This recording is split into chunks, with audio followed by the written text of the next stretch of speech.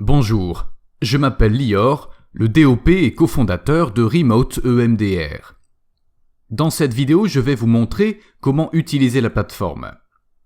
Pour commencer à utiliser Remote EMDR, allez sur remoteemdr.com, puis cliquez ici « Se lancer gratuitement ». Saisissez votre prénom, votre nom, votre email et votre mot de passe. Vous aurez accès à un essai gratuit de 14 jours sans engagement. Lorsque vous vous connectez à la plateforme, vous voyez cet écran, qui est l'écran principal du site, la liste des clients. Vous devez avoir au moins un client pour commencer à utiliser la plateforme. Cliquez sur « Ajouter un client » et indiquez son nom. Vous pouvez changer le pays de votre client si vous le souhaitez, ce n'est pas obligatoire. Vous pouvez également modifier la langue, ce n'est pas indispensable. Nous proposons de nombreuses langues. Et si vous le souhaitez, vous pouvez ajouter l'email du client.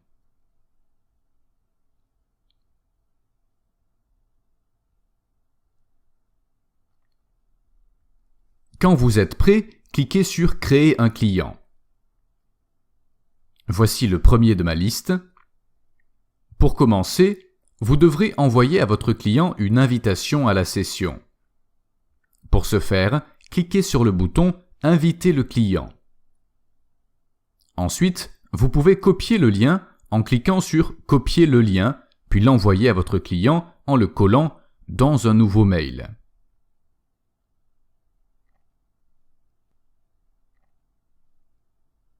Ou cliquez simplement sur « Envoyer le lien ». De cette façon, le lien sera envoyé automatiquement à l'email du client que vous avez saisi. Veuillez noter que ce lien est réutilisable. Vous ne devez pas le renvoyer à chaque session. Vous l'envoyez une fois par client et il pourra le réutiliser lors de sessions futures. Pour lancer la session, cliquez sur « Lancer la session » pour accéder à l'écran dédié. Me voici en bas, c'est moi, Lior. Je suis connecté, c'est pourquoi j'ai un cercle vert à côté de mon nom. Et voici Bob, mon client, qui n'est pas encore connecté, c'est pourquoi son nom est marqué en rouge. Voyons maintenant le point de vue de Bob. Bob va recevoir cet email, puis il devra cliquer sur le lien et cliquer sur « Rejoindre la session ».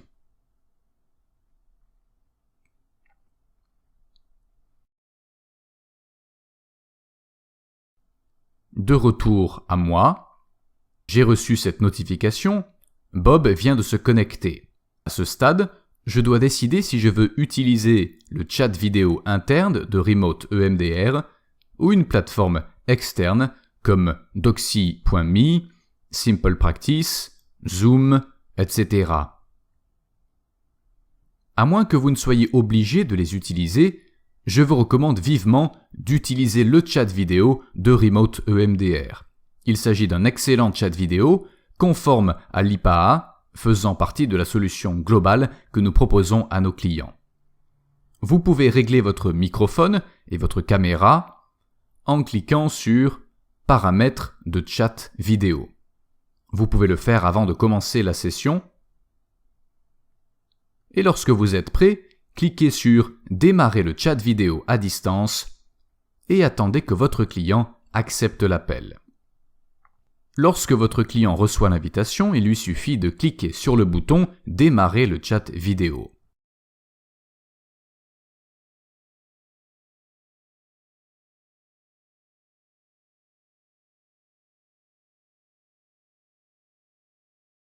Donc, voici le chat vidéo complet, où je peux voir une grande image de l'autre partie et une petite image miniature de moi-même que je peux faire glisser et ancrer sur l'écran.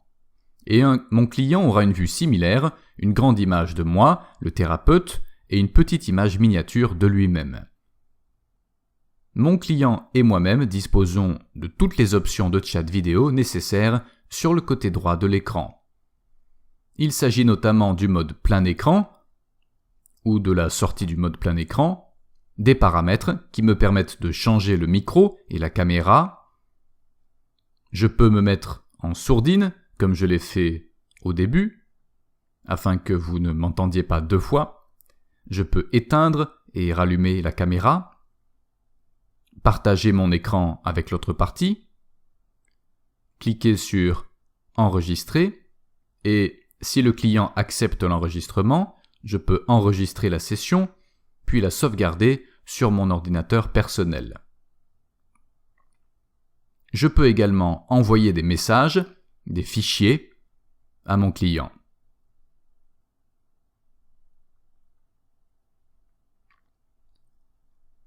La principale fonction de Remote EMDR se trouve au bas de l'écran de la session.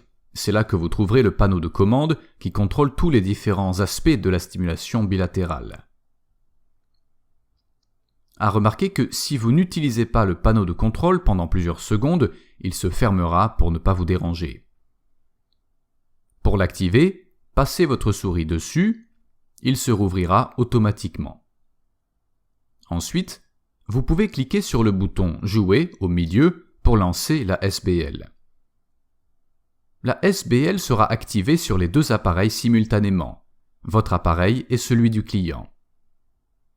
Cela signifie que vous, le thérapeute, continuerez à voir le visage de votre client et en bas de votre écran, vous verrez les éléments en mouvement. Ensemble, cela vous permettra de vous assurer que le client suit le mouvement des balles avec ses yeux comme il le doit, car vous aurez une vue claire du mouvement des yeux du client et du mouvement de la stimulation bilatérale. Pendant ce temps, voici le point de vue de votre client. Votre client ne verra que les éléments en mouvement. Et il ne vous verra pas. Il vous entendra et il entendra le stimulus auditif, mais ne vous verra pas. Et lorsque vous estimez que c'est suffisant, vous pouvez cliquer sur le bouton « Arrêter » et alors, automatiquement, votre image reviendra, ils vous reverront et tout redeviendra normal. Donc, une fois encore, par défaut, vous pouvez toujours voir votre client, mais celui-ci ne vous voit pas pendant le traitement.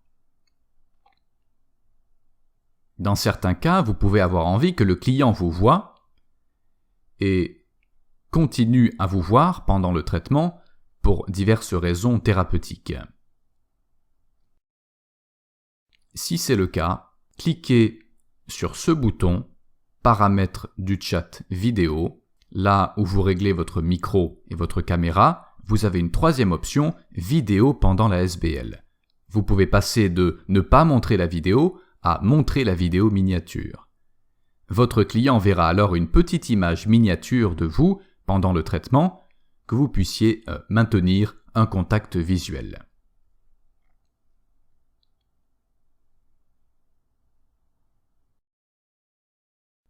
Alors, continuons. Comme je l'ai dit, le panneau de configuration se ferme au bout de quelques secondes s'il n'est pas utilisé. Si vous souhaitez qu'il reste ouvert, vous pouvez cliquer sur l'icône en forme de punaise disponible dans le coin inférieur droit. Jouer démarre la SBL, Stop la termine.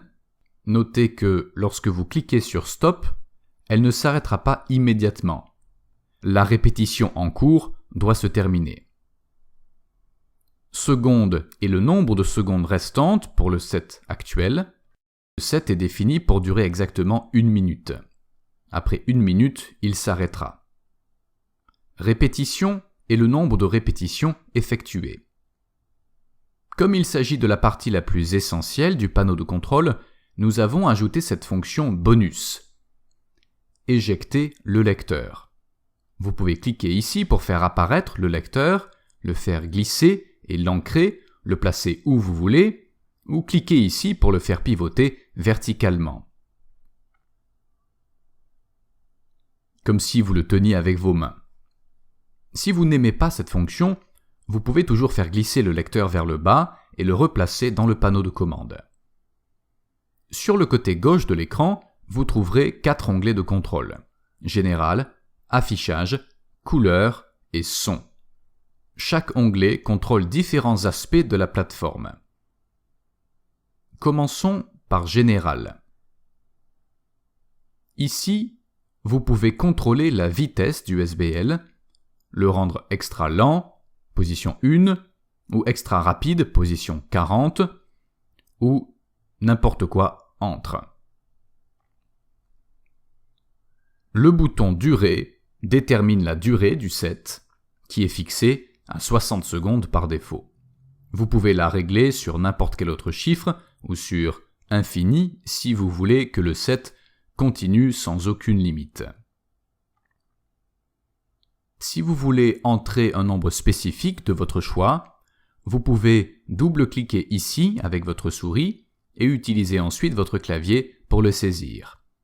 Ainsi, par exemple, je peux saisir 77 et le set durera 77 secondes. Si vous préférez définir la durée par répétition plutôt que par seconde, vous pouvez changer le type de durée de seconde à répétition. Et alors le nombre ici influencera le nombre de répétitions par set. Il est ici par exemple réglé sur 20 répétitions. Encore une fois, vous pouvez sélectionner n'importe quel autre chiffre ou infini ou saisir votre propre nombre. Par exemple, 88 pour 88 répétitions. La vue du thérapeute détermine la façon dont vous, le thérapeute, verrez les éléments mobiles. Par défaut, elle est réglée sur éléments visuels en bas. Ainsi, alors que pour mon client, les éléments visuels sont au milieu de l'écran, pour moi, le thérapeute, ils sont en bas. Vous pouvez également régler le bouton sur aucun élément visuel, auquel cas vous ne les verrez pas, seul votre client les verra, ou vous pouvez le régler sur perspective du client, auquel cas vous les verrez à la même hauteur que lui. Passons à l'onglet Affichage. Dans l'onglet Type, vous pouvez sélectionner l'aspect du SBL. Il s'agit de Scan, il existe aussi vertical, diagonale gauche, diagonale droit, saccade, saccade verticale, infini, infini inversé, ellipse, ellipse inversée. Nous avons la fonction aléatoire qui change aléatoirement le type de mouvement toutes les 2 secondes.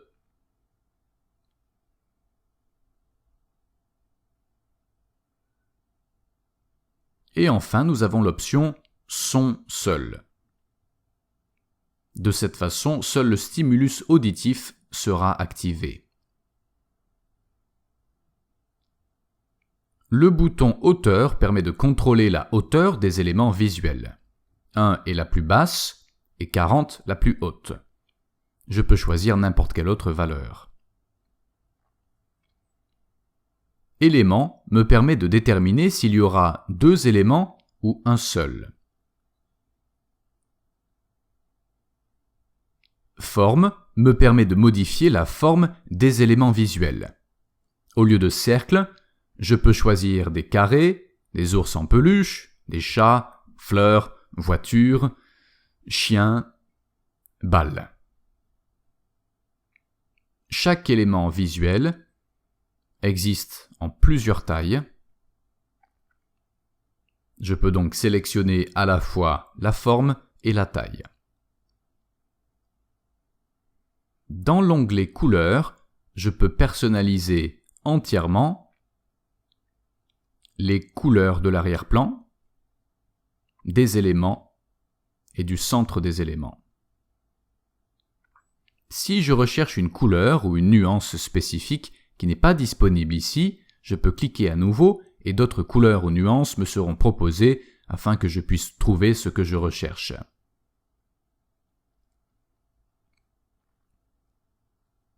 Dans l'onglet Son, je peux contrôler les différents aspects du stimulus auditif. Tout d'abord, je peux décider qui entendra le stimulus auditif. Par défaut, il est réglé sur client seulement, ce qui signifie que seul mon client entendra la stimulation auditive. Je peux le régler sur son désactivé, et alors personne ne l'entendra, ou sur son activé, et alors mon client et moi entendrons le son. Le volume est simplement le volume du stimulus. Je peux le régler sur une valeur entre 1 et 40. Il y a 3 types de stimulus auditifs. Le premier est effet sonore. Si je sélectionne effet sonore, je peux choisir l'effet qui sera joué parmi plusieurs effets, et il sera droite, gauche, en synchronisation avec le mouvement des éléments visuels. La deuxième option est musique. Si je la sélectionne, je peux choisir parmi 8 pistes différentes de musique bilatérale spéciale, c'est-à-dire une musique relaxante qui se déplace avec son volume d'un côté à l'autre en synchro avec le mouvement des éléments visuels. C'est donc à la fois relaxant et efficace. Et enfin, je peux sélectionner son de la nature, où je peux choisir parmi plusieurs options comme jungle, pluie, vent, océan, etc. Encore une fois, tout sera joué en mode bilatéral. Nous recommandons vivement aux clients d'utiliser un casque ou des écouteurs pour que le stimulus auditif soit efficace. Une autre fonction disponible est la fonction note. Je peux cliquer dessus, puis sur « Ajouter une nouvelle note » pour ajouter la première note du client. Ensuite, je peux remplir toutes les notes EMDR, y compris cible, image, NC, PC, VOC et SAD. Et tout sera sauvegardé et disponible pour moi. Je peux les fermer et ouvrir à tout moment. Tout sera là. Je peux toujours ajouter des notes en cliquant sur « Ajouter une nouvelle note ». Je peux dupliquer des notes en déplaçant ma souris ici et en sélectionnant « Dupliquer la note », puis cette note peut être dupliquée et je peux l'éditer. Et je peux copier la note dans mon presse-papier pour la coller sur une autre page.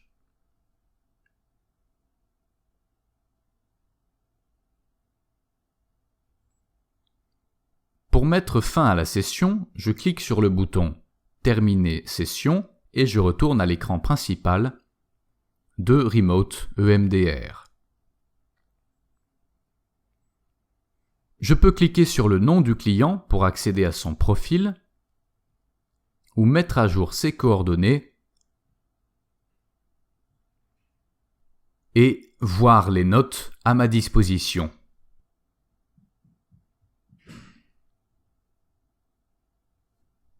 Ainsi, je peux me préparer à la séance et me rafraîchir la mémoire. Je peux cliquer sur « Imprimer notes » pour les imprimer ou sur « Télécharger » pour toutes les télécharger. Lorsque je cliquerai sur « Démarrer la session », j'en recommencerai une avec Bob et je retrouverai tout exactement comme je l'ai laissé avec Bob, soit les couleurs, les éléments, la vitesse et le son. Tous les paramètres de Bob sont intacts. Tout a été enregistré sous pré-réglage 1. Ici, c'est écrit pré-réglage 1. Je peux avoir jusqu'à 3 pré-réglages différents par client. Pour en ajouter, je clique sur l'icône plus ici, puis je reclique. Ainsi, j'ai 3 pré-réglages et je peux décider, par exemple, que le pré-réglage 3 aura cette couleur d'arrière-plan, le pré-réglage 2, cette couleur de fond, puis je peux simplement passer d'un pré-réglage à l'autre et tout changera. Je peux même modifier le nom du pré-réglage en double-cliquant dessus. Ainsi, je peux écrire que le pré-réglage numéro 3 sera le lieu sûr de Bob. C'est juste pour simplifier. Vous pouvez les définir comme vous le souhaitez. Pour supprimer un préréglage, je double-clique sur son onglet, puis je clique sur la petite croix ici et il sera supprimé. J'espère que vous avez trouvé cette vidéo claire et utile. Nous sommes toujours disponibles pour vous à l'adresse info@remoteemdr.com.